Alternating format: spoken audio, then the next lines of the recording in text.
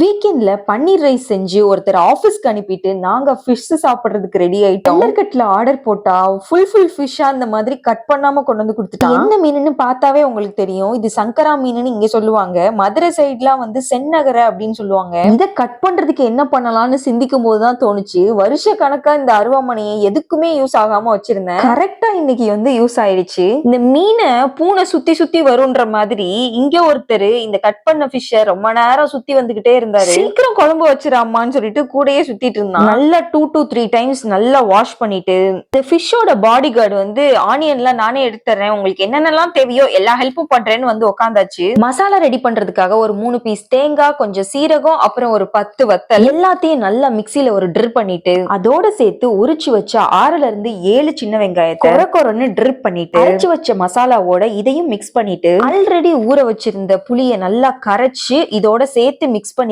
அதோட கொஞ்சம் ஹாஃப் டொமேட்டோவும் போட்டு இதோட கொஞ்சம் உப்பும் ஆட் பண்ணிட்டு நல்லா டேஸ்ட் பார்த்துட்டு அடுப்புல வச்சிடணும். கொஞ்சம் கொதிச்சு வரும்போது அதுல கொஞ்சம் நிறையவே நல்லெண்ணெய் ஊத்தணும். அப்பதான் அந்த காரத்துக்கு நல்லெண்ணெய்க்கும் டேஸ்டா இருக்கும். நல்லெண்ணெயோட சேர்த்து மீன் குழம்பு கொதிச்சு வரும்போது அப்படியே அந்த ஃபிஷ் எடுத்து அதுக்குள்ள போடணும். இருக்கிற எல்லா குழம்பை விட ரொம்ப ரொம்ப ஈஸியான குழம்பு இந்த ஃபிஷ் குழம்பு. காலையிலேயே செஞ்சு தரேன்னு சொன்னேன். அதை கேட்காம எனக்கு வந்து பன்னீர் ரைஸே போதும், அதுதான் நீ ஃபாஸ்டா செஞ்சு தருவேன்னு சொல்லி ஒருத்தர் கிளம்பிட்டாரு. கொஞ்சம் ஃப்ரைக்காக கொஞ்சம் மிளகா பொடி அப்புறம் கொஞ்சம் உப்பு போட்டு கொஞ்சமா தண்ணி ஊத்தி நல்லா கொஞ்சம் மிக்ஸ் பண்ணிட்டு அப்புறம் நல்லா மேரினேட் பண்ணி வச்சிட வேண்டியதுதான். குழம்பு அதுக்குள்ள நல்லா கொதிச்சு வந்துருச்சு. கரெக்டா 10 மினிட்ஸ் தான், அதுக்கு மேல வச்சா மீன் வந்து உடஞ்சிரும். ஆஃப் பண்ணிட்டு நல்லா அந்த கொதிக்கிறதெல்லாம் கொஞ்சம் அடங்குனதுக்கு அப்புறம் 1 ஹவருக்கு அந்த ஃபிஷ் வந்து குழம்புல நல்லா ஊறினதுக்கு அப்புறம் நல்லா ரைஸ் போட்டு அதுல கொஞ்சம் அப்படி ஃபிஷ் குழம்பு எடுத்து ஊத்தி ஃபிஷ் வச்சு சாப்பிட்டாலும் இருக்கு செம்ம டேஸ்டா இருக்கும். இந்த மாதிரி மீன் குழம்பு எத்தனை பேருக்கு பிடிக்கும்னு கண்டிப்பா சொல்லுங்க.